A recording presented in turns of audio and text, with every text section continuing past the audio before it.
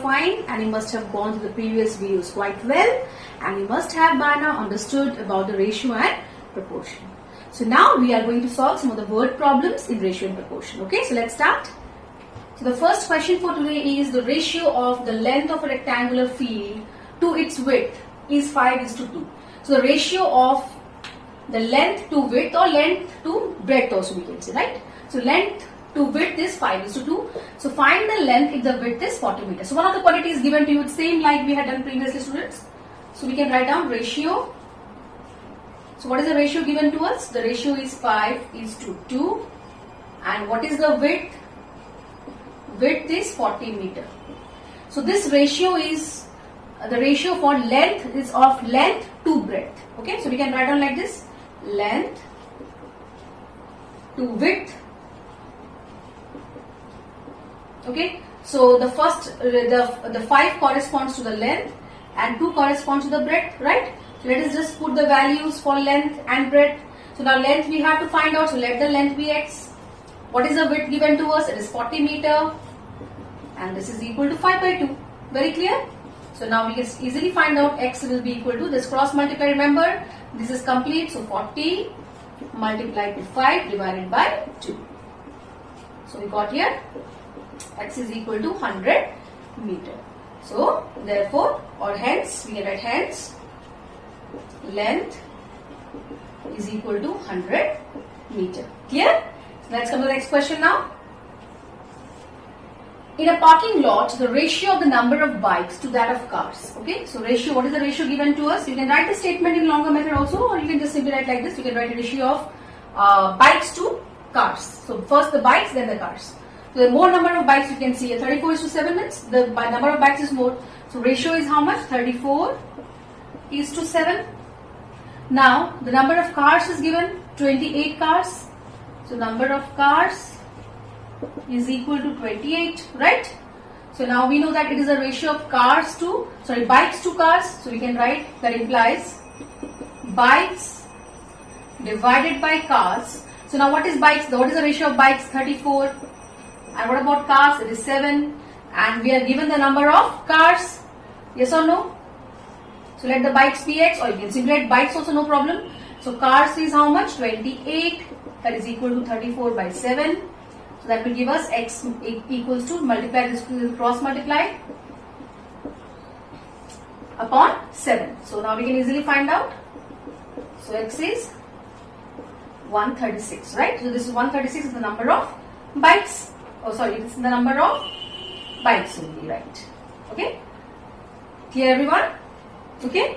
So this way you are going to find out, and you can write it, hence the number of bikes is 136. Okay? Now let's come to the third question for today.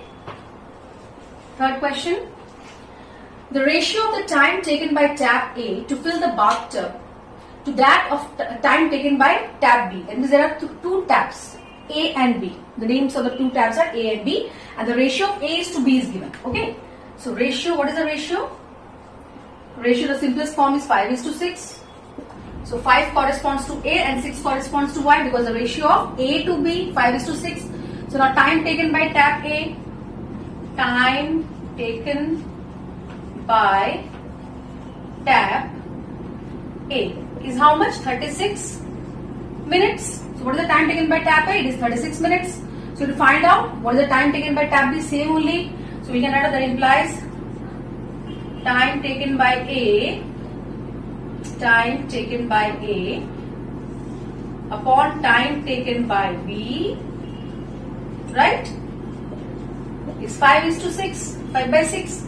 Okay. So now we know that what is the time taken by is already given to us. So we'll write here 36. The time taken by B is x, 5/6. Okay. So now we can easily find out the value of x. Cross multiply this two and write the individual term, the left out term in the denominator. So we got here 36 multiplied to 6 divided by 5. Then x will be equal to, we have nothing to cancel out here. So how much we are getting here? 216 divided by 5. So this much minutes. So we can just convert it to decimal. Okay. So let's write down 5 4s are 20. Then we have 5 3s are 15. Then 5 2s are 10. So 43.2 minutes. Okay. This way we are going to find out the answer. Clear? So students, now let's solve the next two questions. So the question number 4 and 5. Okay, question number 4 and 5. So the ratio of the number of girls to that of boys in the school band is 8:7. That means the girls to boys ratio in the school band. But here the number of girls or boys is not given. Here the total number of pupils is given to us. So we cannot follow the method that we were following earlier. The previous three numbers, what method we were following, we will not be able to follow here, right? Because here the number of boys or girls is not given to us, but the total number of pupils is given. So you can just go for the total ratio method or the total number of parts method here. Okay. So let's do in that manner, or you can also take it as 8x and 7x. Let the number of girls be 8x, let the number of boys be 7x. That way also you can solve it. So whichever method is applicable for you, you can do it. So what is the ratio? Ratio is 8:7. Okay, when the total number of students or something like that is given, you cannot go for the method that we have done in the previous three numbers today. You will be following this method or taking it as x. Okay, I'll tell you that also. So now you see here, ratio is 8:7. Now total parts, just find the total parts. 8 plus 7, that is equal to 15 parts, the total number of parts. Total number of pupils, is 75, right? So now we have to find out the number of girls first. Let us find out. So the first ratio corresponds to girls because it is girls to boys. So 8 out of 15 of 75 pupils are girls, and number of boys is 7 out of 15 multiplied to 75, right? So we can easily solve it. 15 5s are 75, 15 5s are 71. Then there are 40 girls and 35 boys, right? And we can get here, we can see the total number of boys and girls together is how much? 75. Or the other method also is there. I told you also in the previous videos I have told you. Let the number of girls be 8x and boys be 7x. Boys be 7x. Okay. So now number of girls plus number of boys is equal to 75. So now we can easily solve it. 15x will be equal to 75, or x will be equal to 75 divided by 15. That will give us how much? 5. The value of x we have got. X is not the value of girls, not the number of girls or boys, but x is simply a value. So now in order to get the number of boys, what will be the number of girls? Number of girls will be 8 multiplied to x. X is 5. 8 multiplied to 5, 40. And number of girls will be number of boys will be 7 multiplied to 5, 35. So that way also you can find out. Okay, one method will follow. Question number 5. After selling 85 copies of a book for every 100 copies printed, a publisher finds 45 copies are left unsold. So how many copies were printed? Okay, so this question is somewhat little bit complicated. That means for the first time not be able to understand properly. Just understand the meaning of the question first. That means for every 100 copies printed. Now publishers are printing copies, they're printing copies, yes or no? So when for out of every 100 copies which is printed, 85 copies of a book, after selling 85, so a publisher finds that 45 copies are left unsold. So we have to find how many copies were printed, right? So one thing we can do here, let the number of copies printed, total number of copies, okay, let the total number of copies printed be x. Okay, so you will find what is x, the total number of copies printed. Now students, you see here, that means out of every 100 copy, out of every 100 copies, number of copies sold is how much? 85. That means publisher has not printed only 100 copies. He has printed many copies, right? But for every 100 copies, 85 copies are sold. So how many copies remain unsold out of 100? 15? Yes or no?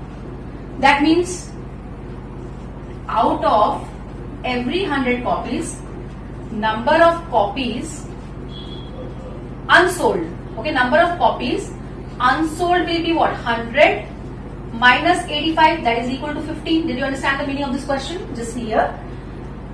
Publisher has printed many copies, but the number which is given to you is that out of every 100 copies which is printed, 85 copies are sold. That means 15 copies remained unsold.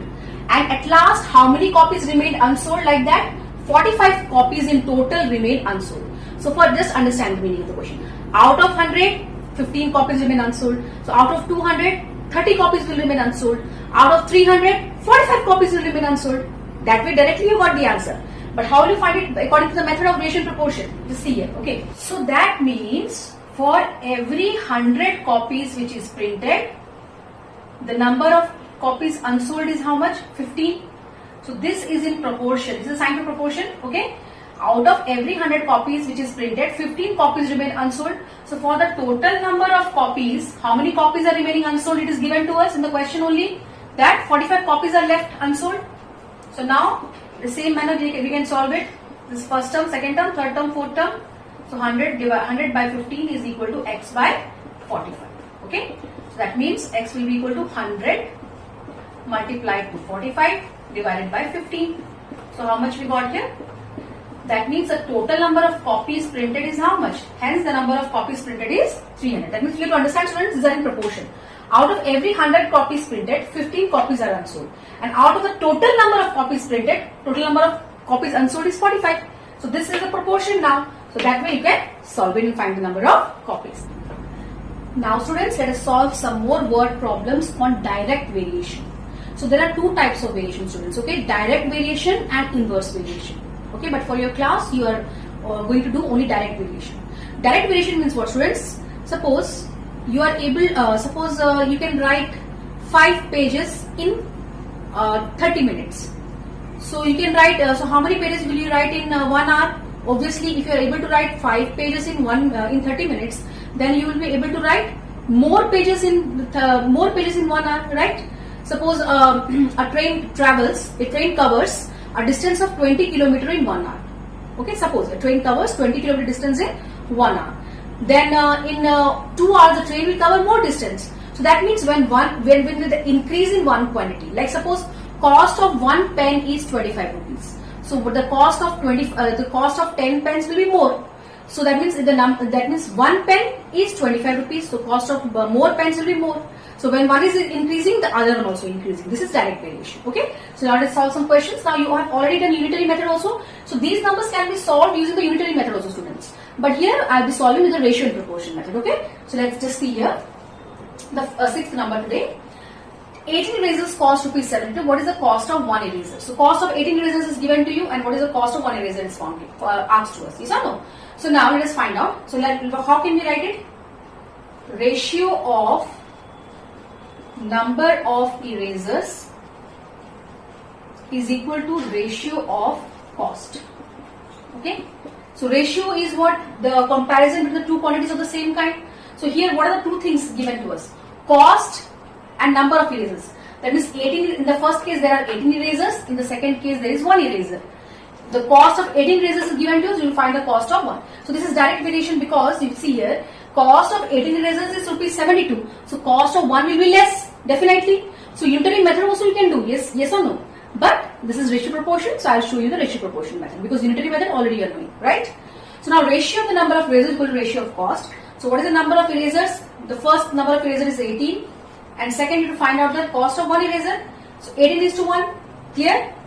So what is the cost of 18 erasers? 72 rupees. You have to find the cost of 1 eraser. So let it be x. Very simple. Now easily we can find out. Cross multiply. Multiply to 1 divided by 18. So how much we got here? X is rupees 4. That means cost of 1 eraser will be how much? Rupee 4. So this is a method of finding by ratio proportion. Right, students? Let's do the second number also. Now the second, seventh number you see, in 25 minutes a train travels 20 km. So how far will it travel in 15 minutes? So what is given to us here? Time is given and the distance is given. Time and distance. So you are, remember or not, that ratio is between the same quantities. Yes or no? So ratio is between the same quantities. So minute to minute and distance to distance, right?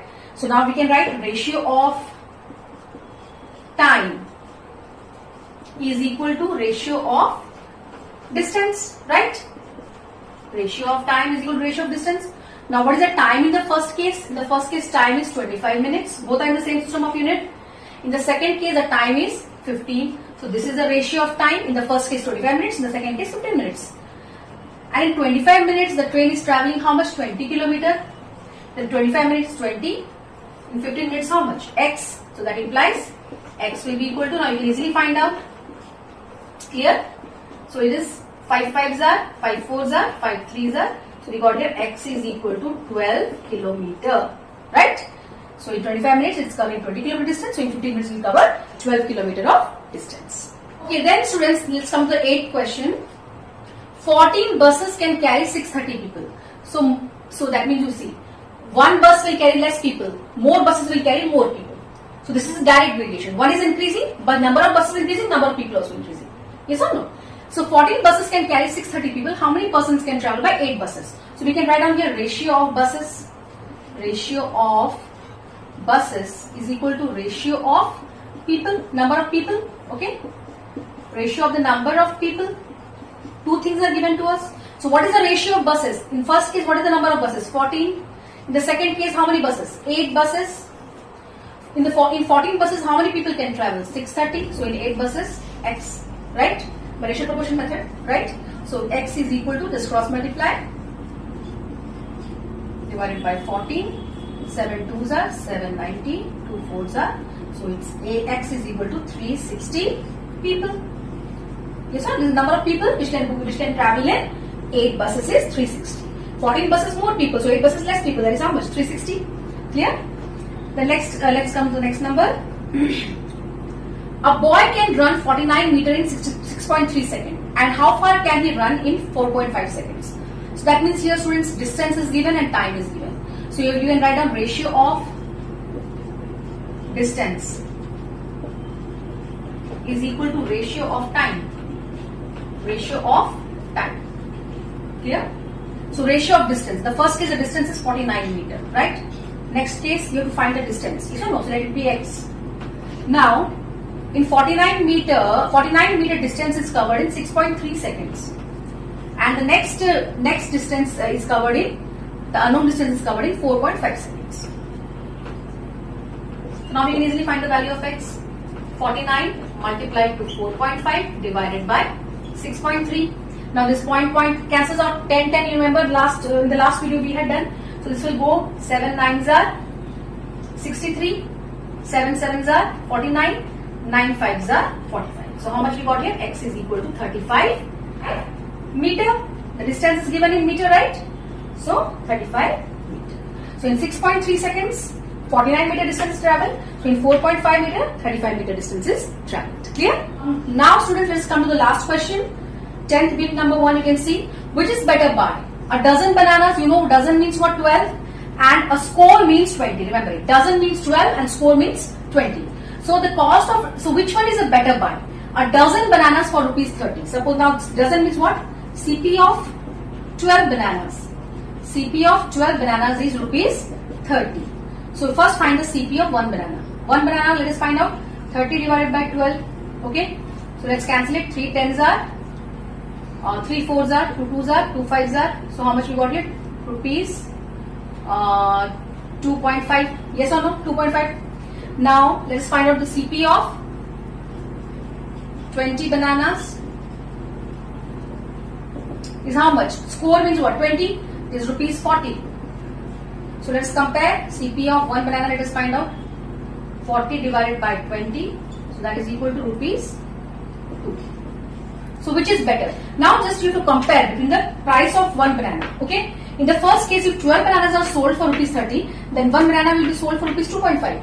Second case, if 20 bananas are sold for rupees 40, then 1 banana will be sold for rupees 2. So which is the better buy? Obviously the lesser price is the cheaper one is the better buy for us. Yes or no? So the second case, that means a score of bananas for rupees 40 is a better buy. Okay. Let's come to the next question now.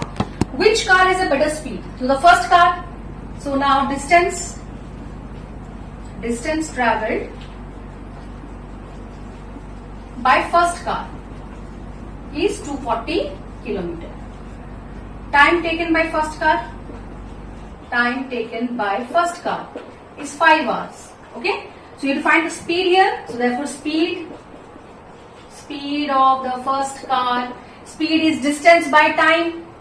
Distance is 240 divided by time. So 5 4s are 20, 5 8s are. So it is 48 kilometer per hour. Now let us find the distance traveled by second car. Is how much? 180 kilometer. And time taken by the second car is 4 hours, right? So therefore speed is how much? 180 divided by 4, distance by time. So 4 4s are 16, 4 5s are 20, 45 kilometer per hour, right? So now which is the better, which is having a greater speed here, 48 kilometer or 45 kilometer, which is better? 48 kilometer per hour. So you will write down, hence the speed of the first car, or the speed of the car traveling 240 kilometer in 5 hours is a better speed. So I hope students, with this your idea about the ratio proportion is clear. Just keep on practicing the numbers properly. Okay, and to the next class, study well. Take care.